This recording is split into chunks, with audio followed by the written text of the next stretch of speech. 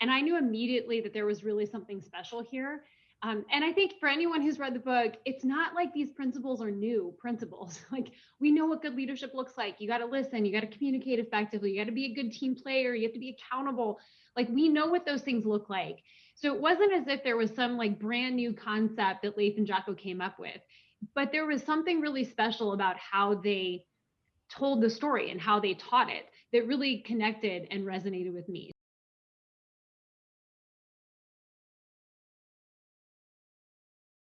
It's awesome to spend time finally with Jamie Cochran, who I've known, I guess, from a distance for probably 6 years or so. I think the first time we talked was probably early on in your career at Echelon Front. You hadn't been there long, and I think Extreme Ownership was just out, and we were working together to create an event, and we've kept in touch ever since. And she worked quietly in the background for a while, and now they got smart and they put her out front. So she's doing a lot of things out front. So somebody learned, that was a good move. But I'm excited to hear a lot about your journey. I think a lot of people here are probably familiar with Extreme Ownership and the series of books that Echelon Front has been part of. And there really are a lot of things that the organization does now, event wise and training wise. I've had my Jocko go already this morning, so I'm ready for whatever mayhem you throw my way. Approved. I'm ready to go. So why don't we just start back early in your career to prepare for managing Navy SEALs? You started in music, so why don't you talk a little bit about that early journey? You were in music, and your education was in music, and somewhere out of that you said, "I think I'll go manage high achiever Alpha SEALs." Who inspired you along the way? What did you learn in that early part of your journey, and how do how's that carried to where you are today, Jamie? Yeah, for sure. So, first of all, thanks for having me on this today. I always love talking about leadership, so this is a great way to start my morning. So yeah, I grew up in Seattle, Washington, and then I was a musician and I loved music, and I always had this vision that I was just going to go sing and be in a band and write songs and do that lifestyle. And I moved to LA when I was 18. I went to college on a music scholarship to Azusa Pacific.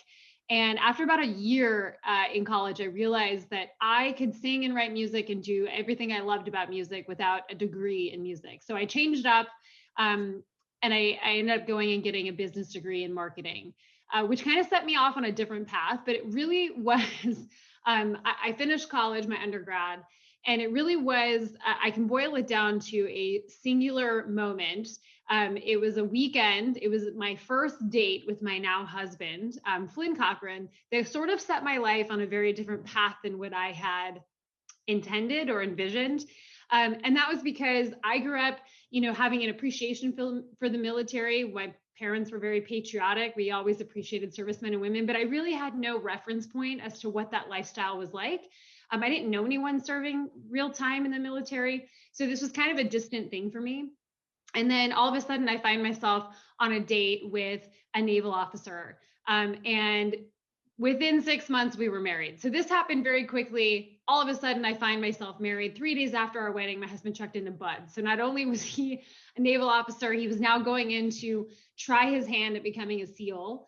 And I was a very quick introduction to the Navy in that regard. So we went on a short road trip essentially, and then came back and he checked into Bud's, which kind of changed up everything I had planned for myself. And I ended up moving to San Diego, getting a job in higher education and in essentially event planning. I was a programs director at San Diego State University. So I started getting a hand at working on a college campus. I love that atmosphere. I loved the kind of work that we were doing. And once again, I sort of thought I'd stay there at San Diego State and kind of live out my career. I never had a desire or need to leave. And then of course, my husband, after 6 years in the teams, he moved, he got out and wanted to go and get his master's degree. So we moved and uprooted our family and our 2 kids to Boston. I was kind of in between work, kind of figuring out what I wanted to do next, go back to higher education. And Leif Babin showed up with this idea of Echelon Front and what he wanted to do and his vision for this book that he was writing. And it turned out that there was an opportunity for me to join them part-time. And I really joined sort of in an admin capacity. It was a couple steps behind where I was in my career, but I really believed in Leif and Jocko and the mission. And I'm so glad I took the opportunity, because a year later, the book came out, and now I've been with the company for 7 years.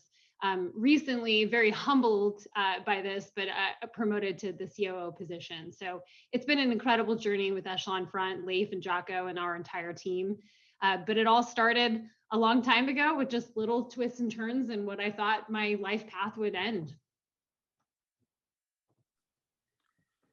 You know, you're not managing weak people. You've got strong personalities, successful people, high achievers. You know, what have you learned in that process? And I think there's a lot that people can apply here. We got a lot of leaders here from a lot of different areas, but there's something to be said for building a team and dealing with a team of high achievers that's unique and different. What have you learned in that process? Yeah, so obviously I started understanding how to do that properly through my relationship with my husband. I had to sort of learn how to lead in our relationship with a very type A, very accomplished, very talented, smart, athletic. I mean, he's the kind of guy, I give him a hard time, but like, he's annoyingly good at really anything he tries, which I think is standard for a lot of team guys that I've met and other SEALs. So I had some experience firsthand, you know, through my marriage and just our relationship. And when I joined Leif and Jocko, the really great part about our team, you know, I work with some incredible seasoned combat veterans. I mean, these are incredible leaders. And yet the one redeeming quality across the board that just stands out at every turn for every instructor we have here is humility. And I think a lot of people underestimate the importance of being humble. And we talk to our clients all the time about we think that the biggest quality and the most important quality of a leader is to be humble. And our instructors really follow that. I mean, Leif and Jocko, sure, they have an ego. They're the best in what they do. And yet they are so incredibly humble. And so at every turn, they follow the principles that we teach. They listen to the ideas that I have. They take on board the things that I suggest. They give me a ton of room and trust and implement decentralized commands so well that they allow me to maneuver and make decisions and solve problems. So it's just been an incredible group to be a part of. And I don't really have to lead them in a specific way, because we really are a team and we're aligned on the overall mission. And so everyone's just working together to accomplish that. And it creates this really fun team dynamic. And, you know, we're not infallible to the challenges that other companies and teams face, but we overcome them and solve them, I think, so much quicker because we implement exactly what we teach to our clients, these principles of extreme ownership. You know, something recent that I've seen you pivot into, you know, probably there was a perception out there for years. This is probably a male dominated type of training or male dominated type of environment. And yet you've pivoted recently to how the principles of extreme ownership help create strong female leaders in their businesses and their community at home. I want to pivot over here and play a little clip and then maybe transition over to talk about that, because I thought this was a really powerful. But then I got to watch her from afar as she dealt with this terrible situation. And she had two choices that she could have made. She could have used Brennan's death as an excuse. And she could have gone down a path that would have led her to carry that weight of that tragedy on her shoulders for the rest of her life. Or what she did, the other choice that she made, is that she decided to take ownership of that situation. And I understand that this is not something she could have controlled, and you can't always take ownership. Yes, things happen to you, bad things happen that you can't control, that are out of your control. And we deal with those things all the time. but we can control what we do when we're faced with those challenges, what we do when we get hit with those hard things. And what Amy decided to do was she decided to take ownership of everything. She decided to take ownership of how she lived her life in the wake of this horrific tragedy. And what she did was, a year after Brendan died, she ran the Marine Corps Marathon after never having done anything like that before. And then she swam the English Channel with a group of friends. And then she climbed Machu Picchu. And then she joined a foundation and she dedicated her life to helping other Gold Star families overcome what she went through. She wrote a book to tell her story and to talk to other women that were dealing with the same things and help them find perspective and help them find a new path. And she got married and she had a baby last year. And I remember asking her once how she did it, how she kept it so strong. I didn't know if that was a strength that I had in me. And I asked her once where that came from. And she said to me, in everything I do, I want Brendan to be proud of me.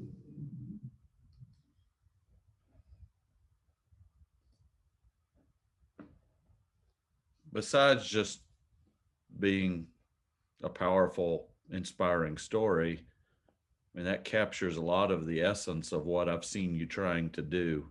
It looks like of take these principles of ownership and show how they can transform folks' lives. Talk a little bit about what you're doing there and what you've seen happen so far in some of the work you're doing.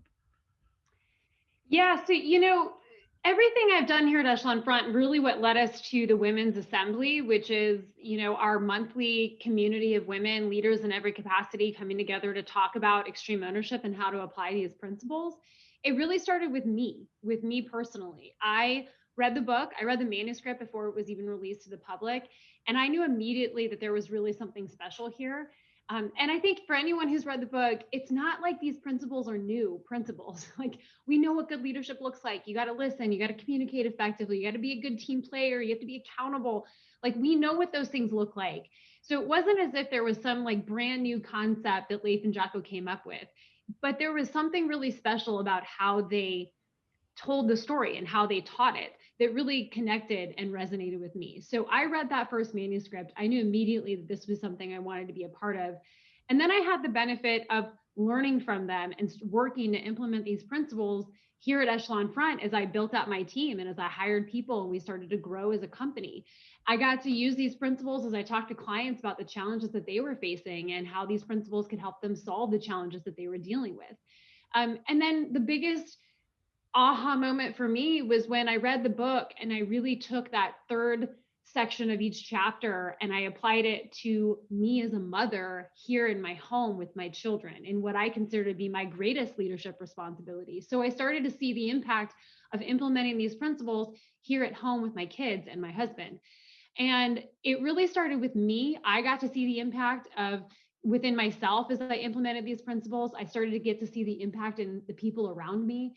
And I really created a belief around what we teach, which then translated into being more effective at my job here at Echelon Front. And as we looked at our mission at Echelon Front, which is really to help as many people understand these principles, learn them, implement them in their lives, and have an incredible success in doing so, I started to realize that there was a gap in our reach, that, we do these muster leadership conferences and 80% of the attendees are men.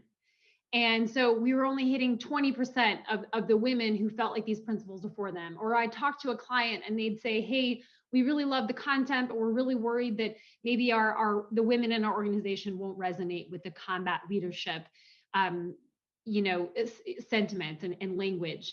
And so I started to recognize that there was a disconnect for some women. And I say some women because some of our best examples of extreme ownership are really incredible women in leadership positions, both in business and at home. But there are some women who just really couldn't bridge the gap between this is combat leadership. How could this possibly apply to me in my life in the things that I'm managing? So we wanted to find a way to help overcome that by teaching these principles and creating a space where we could come together. We don't talk a lot about the combat components. I didn't serve in combat, so that's not my story. We talk more about it as it relates to a variety of things. We have some incredible guests that come on and talk about their experience in implementing these principles. We've had guests that talk about specific things within their professional world and they're leading their teams and their organizations. We've had guests talk about it as it relates more to your home life and how you manage your children. So it's just been a really cool community for us to talk about these principles and to help everyone, but particularly women, understand that these principles are absolutely for them and that any leader in any capacity can have an incredible success in implementing these principles effectively. So it's just been a really cool environment to talk about these principles and hopefully help women who are hesitant understand that these are in fact leadership principles for them. If you have any questions, type in the chat and we'll get you unmuted. What are there any success stories or things that come to mind when you look back over the work you've done where you can see this really had an impact? I can tell you I've given away hundreds of this book, and I can't tell how many times people have come back and told me it changed their life, because you're right, it's all common sense, but it just reinforced some common sense that maybe they hadn't heard in a while or had forgotten, and then they go back and apply it to their life and they say, wow, suddenly I'm getting a promotion. Suddenly things at home seem better because I'm applying these things just from reading that book. Talk about some of the things you've seen in your 7 years. Yeah, so I'm in a unique position at Echelon Front because I'm for a long time, now granted I'm kind of out of that role or moving out of that role, but for a long time, I was the first point of contact for our clients and the people that we are working with, individuals, people posting on social and sharing with us the impact that they were having in applying these principles within their life. So I get the benefit to hear those stories of impact as we call them. And what's interesting is that the Muster, which is our conference that we run, I do a brief called The Barriers to Extreme Ownership. And it's really talking about what are the things that keep us from taking ownership? Things like obviously our ego, things like not feeling like these principles are for us.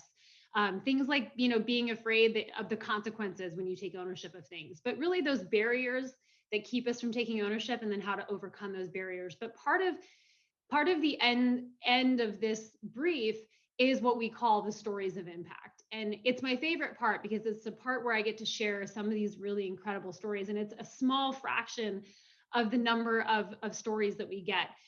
But some stories that come to mind, obviously company culture, that's a big key component for a lot of companies as they try to build their team. And we have his name is Matt Malone. He's the CEO of a company called Groundworks. And he reached out 2.5 years ago.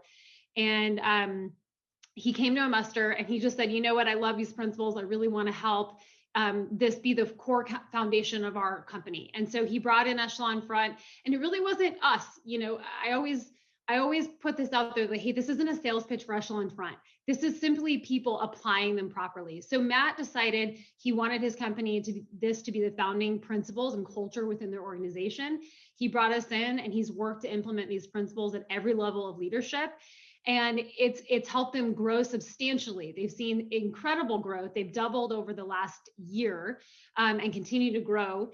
And it's an incredible example of just company culture and how these principles can help shape a company and a team if implemented properly. We have an organization, it's a large global organization, and there's 11 major units, we'll call them for NDA purposes. I can't share the company, but they have 11 major units.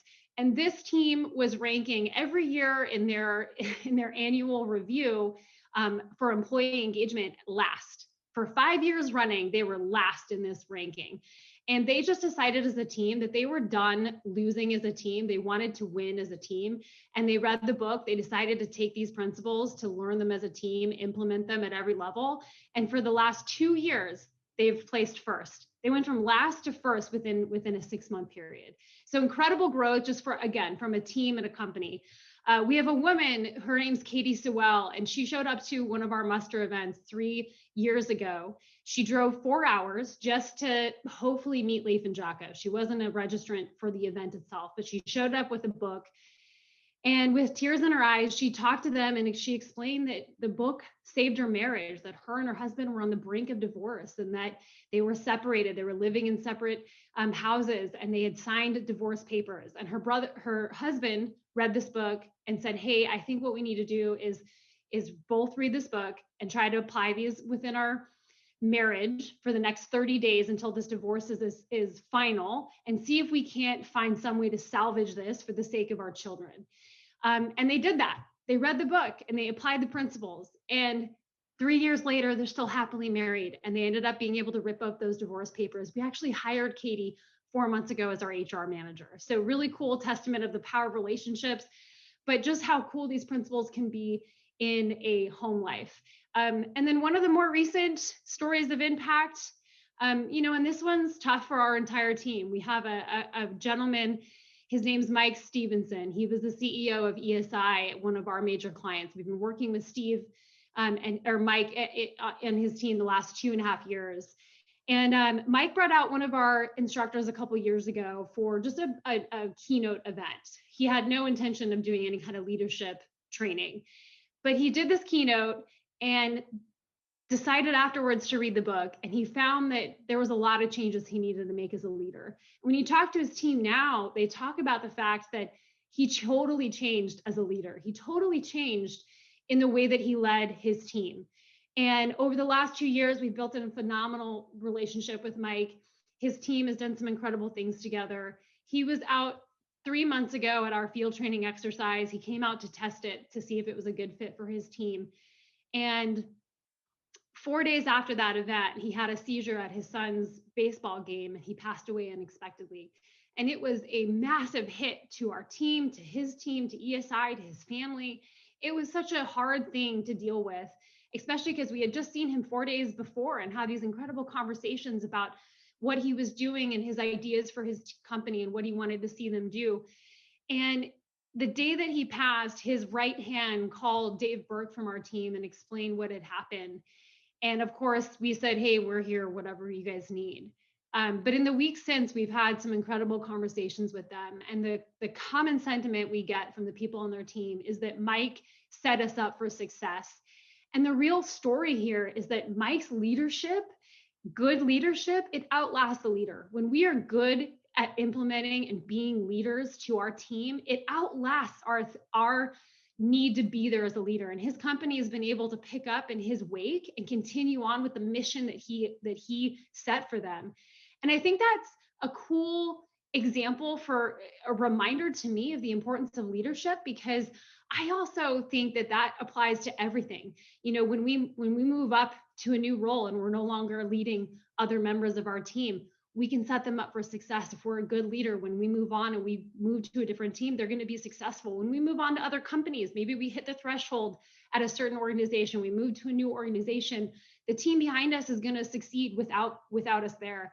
And the same thing goes at home.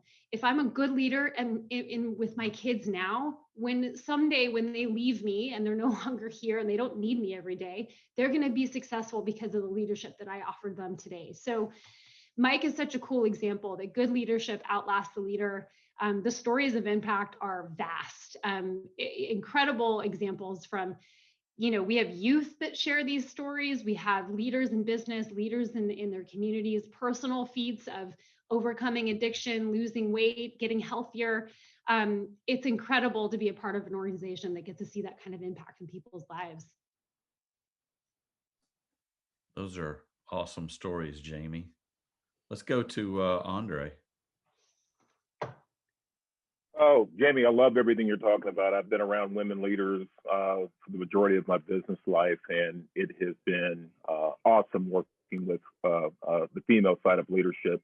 The question I wanted to ask was really, and I also love the comment, good leadership outlasts the leader. I've experienced that in my career, and it's an amazing thing to hear back. Tell me about the name Echelon Front and where it came from, because I don't quite understand where that comes from. I'm not a military guy, and so if that's a military term, please share with me where that came from. But I really am enjoying the conversation today. Yeah, echelon is a unit or a group of people, and oftentimes in combat it's referred to as either echelon rear, which is the rear unit that's holding security on the line, or echelon front, which is the people in the front leading the way. So that's really where that name came from. Echelon front, helping people understand these principles. That was, as they looked at, echelon rear, echelon front is where we want to be, and helping people understand what these principles are for and how to apply them. I love it. I love it. I see a lot of military guys chiming in, man. So I'll step aside. You had some head nods there. Yeah. Right. Drew's an old Army guy, so he said it's not a Navy term, but let's go to Dean.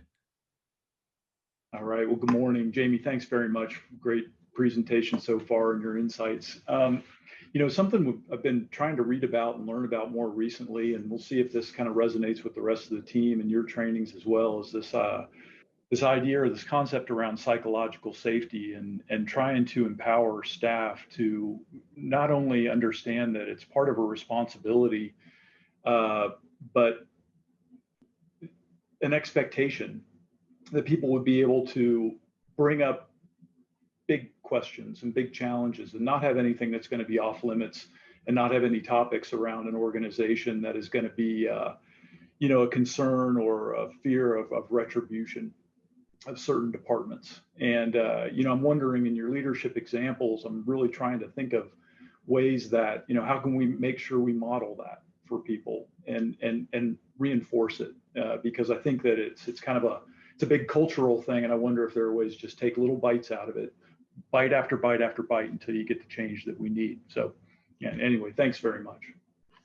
Yeah, I love that question. And oftentimes any question we get, we can always boil it down to sort of the main principle of extreme ownership. But I think in this case, this really does solve some of that. We talk about, there's a couple things around ownership that are kind of the nuanced ideas of this principle.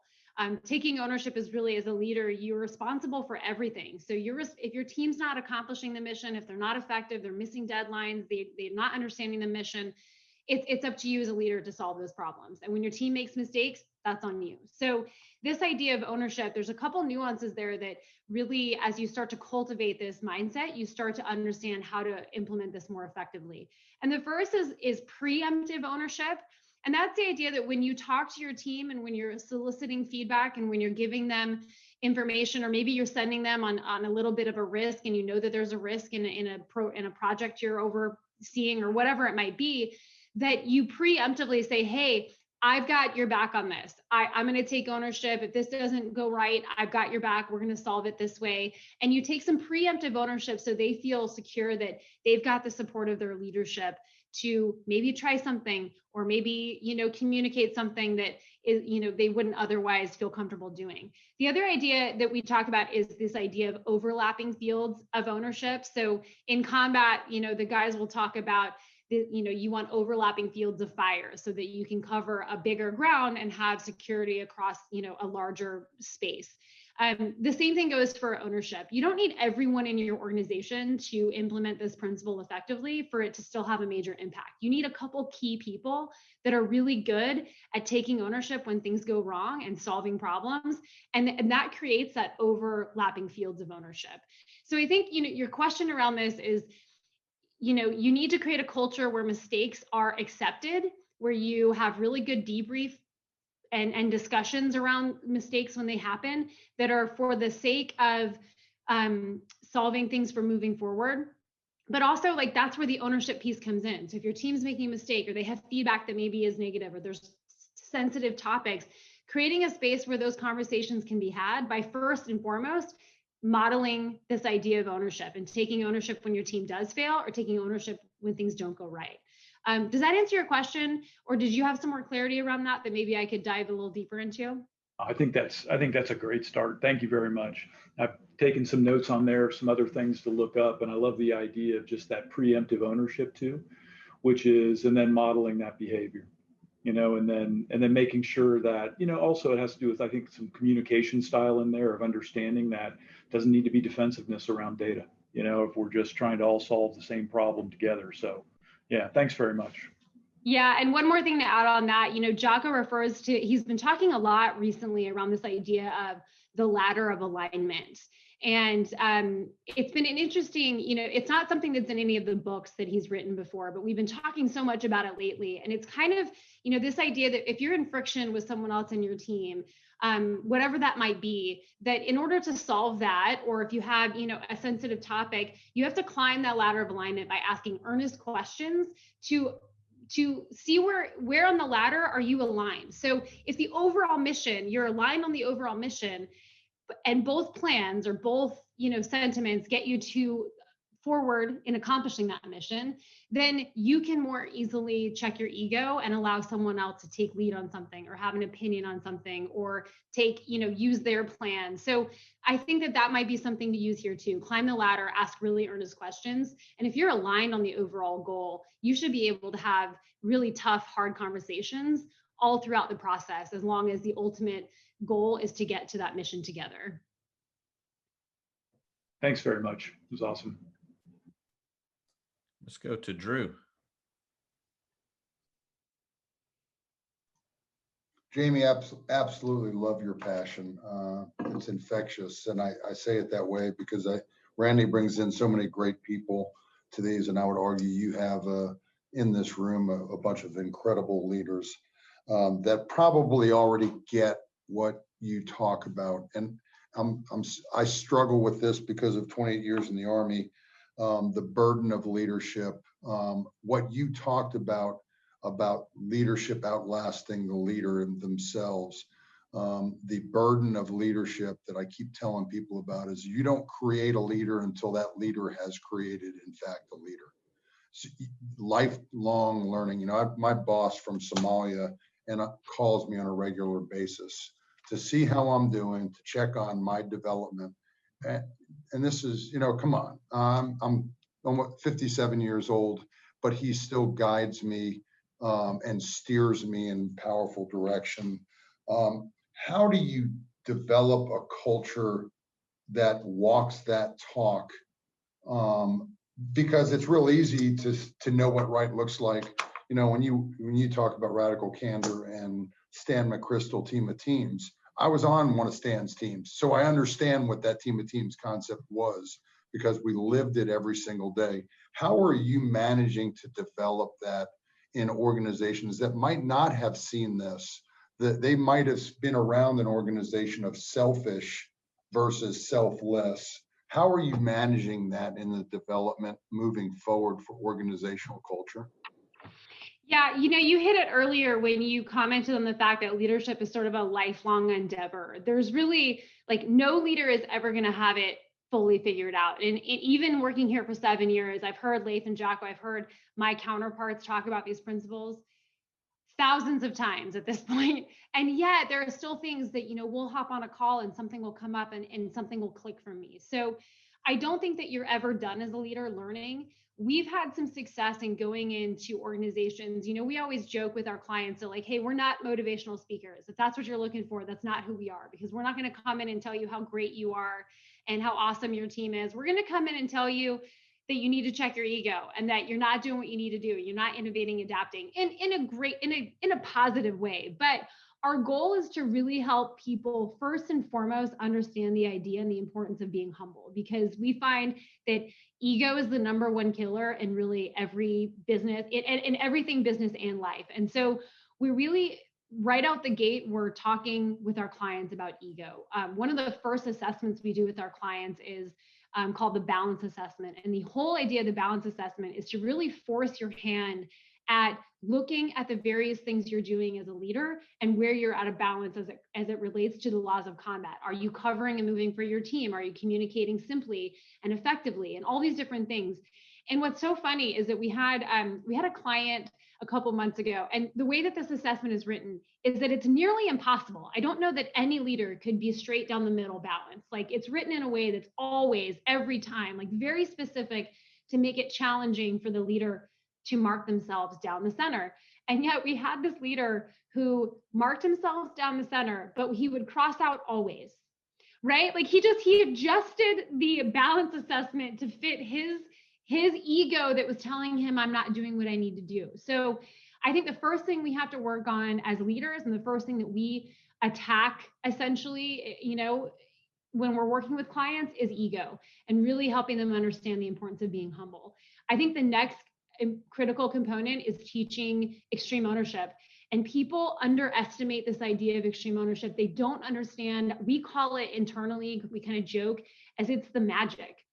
It is absolutely the magic. And I've seen it time and time again. When people when they can check their ego enough to take ownership when things go wrong, to take ownership of even the small little things, the feedback you get is incredible. All of a sudden, the shoulders of defensiveness relax. And now you might find yourself even in a tug of war of ownership with someone, where somebody goes, well, wait a minute, no, that's my fault. And we see it time and time and time again. I don't know a single scenario that we've ever come up with in which extreme ownership and this idea of saying, hey, that's on me, this is what I did, here's what I'm going to do to fix it, doesn't solve the problem or help to build a relationship so that down the road you can build a relationship. So the first thing is obviously checking your ego. The second thing is cultivating this mindset of extreme ownership and working to implement it in every facet. And then the last key component, there's a lot of things we talk about, but the last key for me is relationships. And I think a lot of people don't expect our, Jocko Willing, silverback gorilla, Navy SEAL to talk about relationships, but you'd be surprised. That is most often the common phrase and thing that he's talking about, the importance of building and maintaining positive relationships. Because when you have really good relationships, you can more effectively cover and move. You can communicate in a more simplified manner. You can prioritize your tasks better because you have team members that understand what you need and how to get that job done. And decentralized command is easy when you have good relationships and trust. So I think those are the three foundations for me that really help set a team up. And if you have good leaders in your organization that are exemplifying these principles, even if every person on the team doesn't get on board, you'll get a few key people that really get on board, and that can slowly start to change the culture. And I gave a couple examples earlier, but this has happened time and time again with the organizations that we've worked with. You get a couple really good leaders to exemplify these principles, model them, and the impact is dramatic over time. And just so you know, I use these with my kids, and it's an incredible thing when you take ownership of something and your kids model that back to you. We're running late and I say, hey, it's my fault, I should have gotten you guys up sooner. And you have your 9-year-old, it's like, well, no, it's my fault, I didn't get my shoes on when you told me to. Whatever it is, I get to see this every day, and it really does work. It really, really does work. I want to go back because you talked about taking the job, but then you read the book and then you became passionate about applying the principles of the book at home. And somewhere as you were describing that, it looked like this became more than a job, it became purpose. How much do you wind purpose into culture? And talk a little bit about how you've seen that with your clients and with the work you guys do. Yeah, so right out the gate, I read the manuscript. And again, when I read the manuscript, I knew that this was something special. I had known Leif prior. My husband served with him at SEAL Team 1, so I knew him in a limited capacity.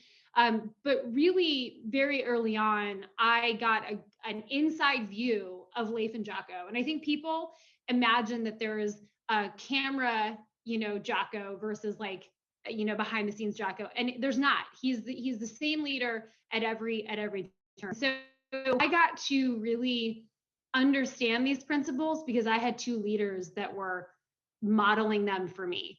And there's a couple things early on that really helped me feel a connected purpose to their mission. Like I just wanted to be a part of it. And interestingly enough, when I was at San Diego State University, I had a staff. I had 2 full-time assistants. I had 5 part-time assistants, a graduate assistant, and a student board of 60 that I advised. So I had a staff of people that would manage and run admin components of the things that we did at State. And when I got to Echelon Front, it was me. It was me, Leif, and Jocko. And I was working part-time. I was working really in a very admin capacity. The mundane admin tasks like booking travel, I was doing that. And I was paying for full-time childcare, but I was only working part-time. And my husband at one point, very supportive, was kind of like, hey, how long are we going to do this? Because I could have easily just gone to another university and taken another job as a director level and had a full-time gig. And I told him, I said, hey, this was like 3 months in, I was like, just give me 6 months. I really feel like there's something here. Just give me 6 months.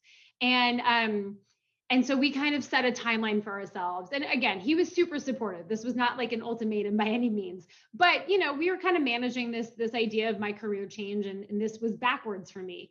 And 6 months later, the book was released, and about a month later, I came on board full time. And the amount of trust and responsibility that Leif and Jocko gave me really gave me this commitment to not only them, but to Echelon Front and what we were doing. And what really helped me feel connected to the mission was starting to see people implement these principles, to get that feedback of, I lost 85 pounds. I stopped drinking 2 months ago. This is helping me in my relationship. We had a 14-year-old girl who had a series of seizures and was rendered with the inability to talk and walk. She had to relearn those processes. And her dad started reading her Extreme Ownership. And when she was able to read for the first time out loud after having to relearn how to talk, that was the first book she read out loud. I mean, one of the best examples of extreme ownership, she is now training jujitsu and is an incredible a warrior kid. And it's just, I got to see the benefit of what these principles could do in the people that we were working with. But I got to see, more importantly, the benefit of me implementing these principles at home. And as I started to hire the members of our ops team. And I've read the book probably 5 or 6 times at this point. I've heard it over and over and over again, and it never gets old to me. Every time I hear it, it's just a reminder to me of how important these principles are and the impact that they can have. So that's really what helps me be committed to the mission here at Echelon Front. There's some courage required, though, to take what looks like a step back and a non-traditional career move to move forward towards something you're passionate about. And a lot of people have entrepreneurial ideas, things they'd like to go do, things that they always just keep locked away in the back, and they never take that brave, courageous leap. How do you encourage people to find what you found, which was to believe in something? Yeah, I was in a unique position where I had an opportunity to actually think through what the next, phase of my life would be. And I didn't know what I wanted to do. I had a really good career at San Diego State University, but we had moved there to support my husband in his goal to get his master's degree. And so I just was in a state of like, cool, let's try something new. Now's the best time. And Leif happened to just approach me. Now, a cool story about that is that Leif, it's actually a good example of how important relationships are, because I met Leif years before he offered me this opportunity at Echelon Front, because my husband had signed up to run a change of command event at the base there. And of course, he came home and handed the entire event packet to me, and I ran the change of command event. But the benefit is I got to work with Leif during this change of command event that I helped to coordinate. And so it built a little bit of a relationship. He got to see a little bit of my skills. So then years later, when this opportunity came, he knew a little bit about me. So it's a cool testament of the power of relationships, because I would have never guessed when I was working with Leif that this would turn out to what it is today. But I think sometimes, if you have an opportunity to try something new, it's totally worth it. I knew more than anything, I believed in the mission, and that I just needed to prove value and work hard and deliver on the things that they were asking me to do, and that they would take care of me as I did those things. And at every step that I took ownership of something, they gave me more trust and they put more on my plate. And I would take ownership of something and I would fail or make a mistake, and they'd take ownership back, and then they give me more trust. And it was just this really cool building of responsibility to what I'm doing now. And it's humbling that they've put that kind of trust in me to go from, really an admin support to booking travel, to then managing our operations team and running some major events, to now instructing and teaching and doing these other components of the job that I get to do. So I think it's just a matter of, if you're passionate about something, you can make a way for yourself, for sure. Let's go to Harry. Hey, Jamie, this is incredibly engaging. Thank you. I have a raging battle going on in my head, and I wanted to get you to comment on it, if you don't mind. It's this idea of leadership. Great leadership transcends the person and continues, because I wholeheartedly agree with that. But I was writing some notes. I believe there's a half-life And the question is, the next leader can determine whether that half-life is 3, 4, 5, 6 years, or whether it's 30 days. And so I could argue either side of this. I'm not doing this to be provocative. I'm really struggling with it. I was thinking about that, and I was thinking about what Herb Kelleher did at Southwest Airlines. He made it so that the culture was there. They've transitioned. He's long out of the job. As a matter of fact, he's passed away, and they still have that culture. KU basketball, as much as I hate those bastards, transitioned from Roy Williams to Bill Self in a way that they didn't miss a beat, and they've had 35 good years in a row. I know all these people on the phone are like KU people. Whereas Apple, the first time back when they went with Scully, they fell apart until Steve Jobs came back. And Indiana basketball, Bobby Knight was great for 30 years, and we've had 6 coaches since then, and we've struggled. So the culture stays, but not. Just comment on the idea of the leadership can determine how long that tail is or how short it is, because I continue to argue about that in my head. Absolutely. You know, one of the chapters in Extreme Ownership is that leadership is the most important thing on the battlefield. And the leader absolutely has an impact as to whether or not the team succeeds or fails. And the culture that is maintained is oftentimes very much tied to the leader. So there's a great example in the book about the boat crews and how one boat crew was dominating every single race. One boat crew was losing every single race. So they did an experiment and they swapped the leaders of the boat crews. And all of a sudden, the boat crew that was losing every single race had this new leader that was leading them in a more effective way. And they started to win, and they started to, you know, take second and third and first because they had a really good leader in that position leading them. But what was interesting and what was, I think, more powerful in that scenario is that the boat crew that was winning, who now was placed with this, you know, you could argue subpar leader, continued to succeed and continued to do well. So I do think that over time, a bad leader in a position will damage the culture that a previous leader has cultivated. But if you have really strong leaders, you know, and the core leader leaves, then, you know, you can implement the idea of leading up the chain of command and these other components of cover and move and default aggressive to help them at least maybe extend the time in which that bad leader can have an impact on them. So I do think that, you know, there is obviously a threshold to that. You know, there's an expiration date if you have a bad leader in a position. But in the case of ESI, for example, the leaders that were right behind Mike had such a good understanding of these principles, and he really cultivated this really strong leadership so that when he was no longer there, his left and right were able to step into that role and just to continue to keep that really strong company culture. So you can do a lot as a leader, but obviously there's components outside of your control, and you just hope that what you've done for your team will allow them to properly lead up the chain and do the things they need to do to get the team on the right path and to keep that culture strong. That's cool. Thank you. You know, there are folks on this call that I've had the talk with of when's the right time to leave, or should they stay and be loyal to their team, or is the team going to be okay? How does a leader determine that the team will be okay and that it's okay to move on? I think it's a great question. I think this honestly goes back to the core principle of checking your ego. I think, you know, sometimes we lead our teams and we get to see their experience and their skill set, and we get to see them do incredible things. And I do this now with my team, where I have to recognize that there are times I'm actually getting in the way of my team doing their job and growing and being effective because it was maybe something I always did. And so I have to constantly remind myself, like, no, they're capable, they can do this. I am literally stepping on their toes right now. And the muster is a great example of that. We do this leadership conference. The first muster we ran was 6 years ago, maybe 5 years ago. And I was the only one there. A bunch of strangers, essentially volunteers, were there helping. So I was running around the entire time, staying up late, getting up in the morning. I didn't even listen to the actual event because I was outside in the hallway dealing with various things. And fast forward, you know, the last muster, I'm at this event, my team is totally locked in, they're totally got it. And I'm going up to Jen on our team and saying, hey, we got to remember to this. She's like, oh no, we already did it. And I'm going over to Lynn like, hey, let's not forget about this. She's like, nope, we already got it handled. So-and-so is going to manage it. And I just had to look at one point and say, you know what? I got to step away here. My team's got this. And I just went into the room and I listened to the other presenters, my teammates.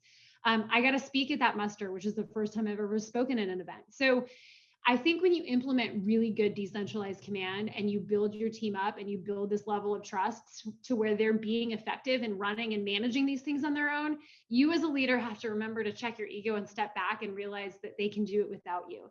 And at a certain point, for every leader, you get to the point where maybe you're not being challenged anymore. Maybe you've hit a threshold for your excitement or your passion over something. And, if you've set your team up for success, you can move on to something else and they're going to be just fine without you. But it takes a lot of you, I think, personally checking your ego to be able to do that. I think it's less around your team being capable and more about you recognizing that they're capable. If you had any surprises working with the folks you've worked with the last few years, anything that's just shocked you, any big surprises? I don't think anything shocked me. I mean, it's a really cool team to work with. I mean, Leif and Jocko are amazing leaders. We get to learn from them, which is amazing. They each have both of their kind of interesting personalities. I joke that, part of my job is to understand each of their different communication styles, what they need. Like I will talk to Jocko in essentially bullet points. I can call him and he'll say, hey, and I'll say, hey, 1, 2, 3. He'll say, no, yes, okay, awesome, thanks, bye. And we can communicate that way. We have a really awesome relationship. Versus Leif, I have to give him more information. So I think, what's interesting to me is that I get to learn the different personalities and how I can be most effective to communicate with the various people on our team. I think the only thing that's really surprised me, and I don't think it surprised me, but just how close. I mean, Dave Burke, JP Donnell are two of my closest friends. So outside of just really believing in the mission and wanting to be a part of what Echelon Front's doing, I have a network now, a group of people that I really, truly care about. So I think not that it was shocking or surprising, but just how close our team is, that we would drop anything to help one another. I mean, JP is a great example of, I'll call him and the first question is always like, hey, how can I help? What do you need?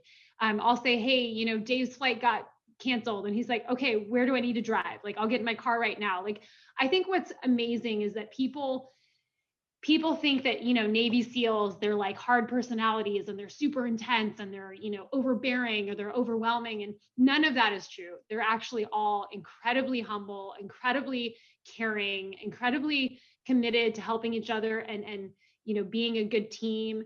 They communicate really well. So I think it's more so just the misconceptions people have about SEALs that I've come to find is, just not true.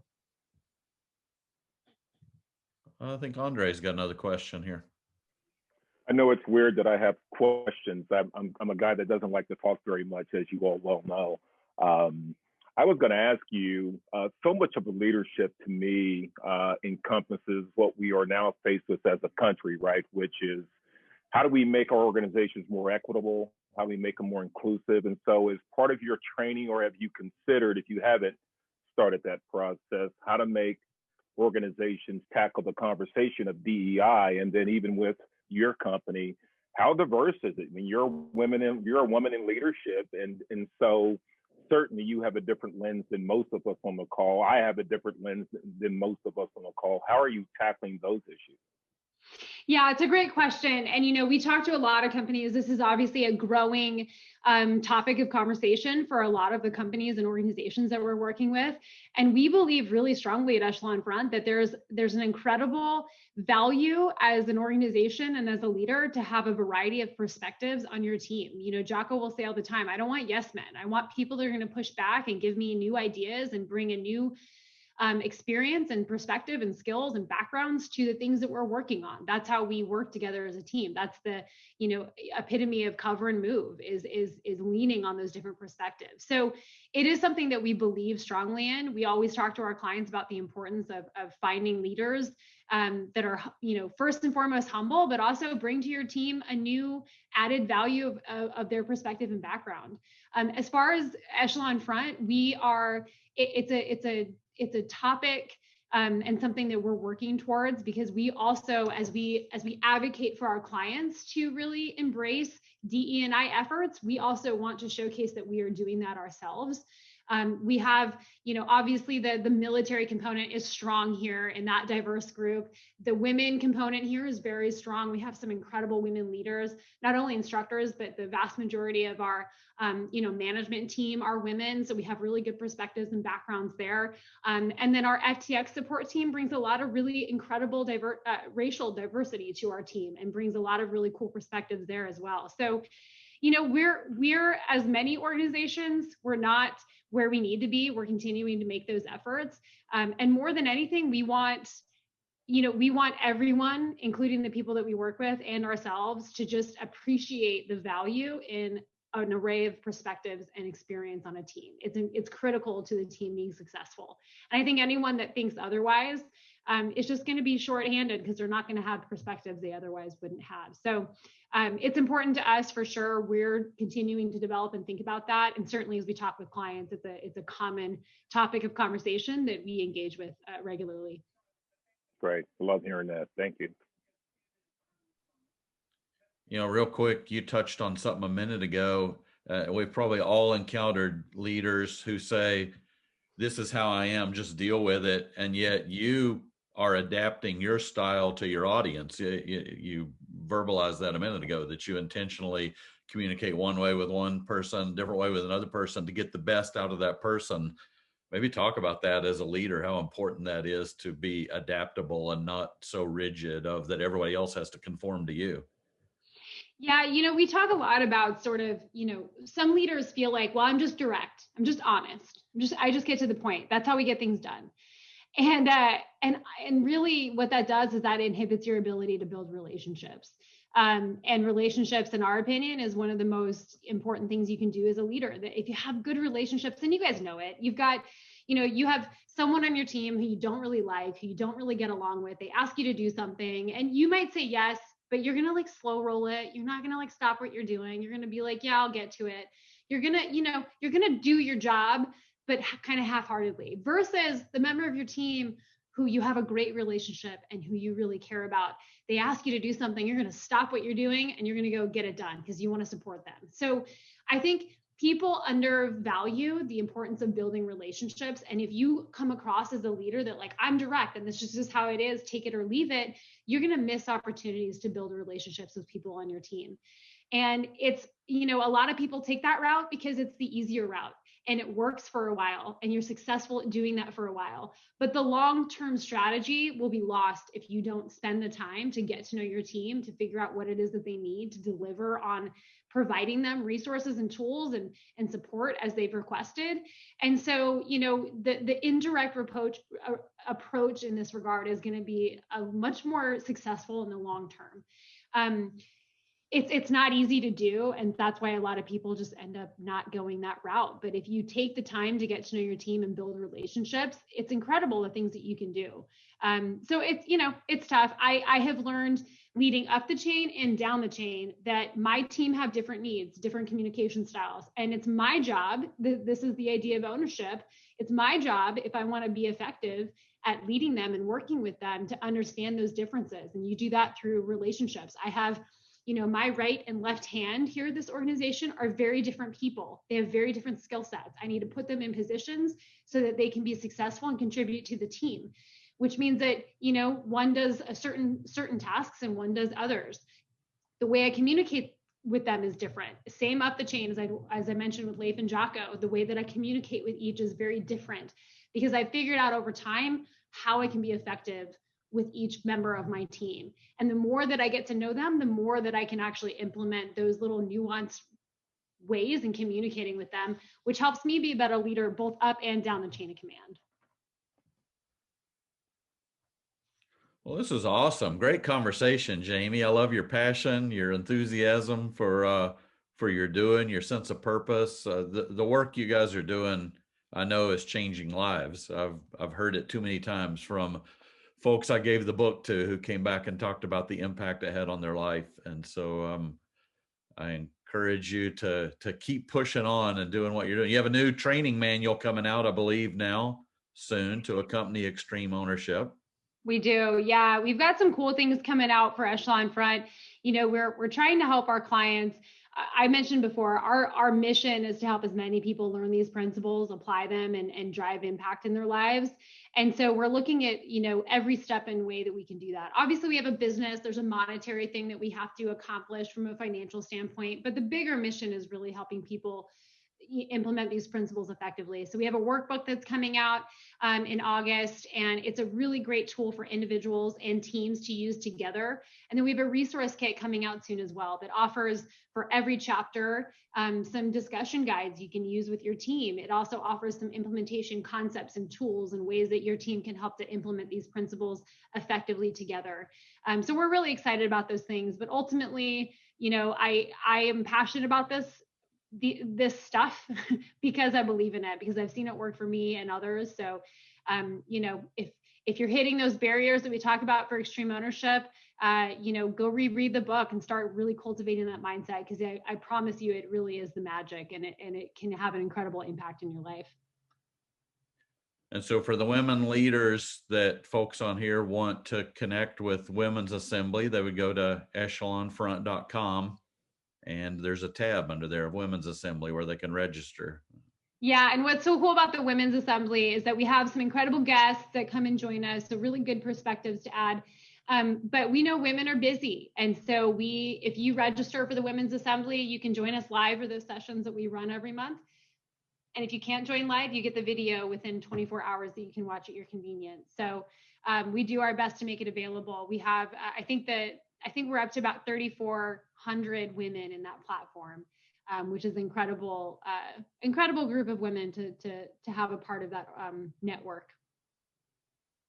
Well, thanks for spending time with us. It was great to talk with you. Really enjoyed it. I know the group here got a lot from it, and look forward to seeing more of the work that you continue to do. Awesome. Thank you guys so much. Appreciate it.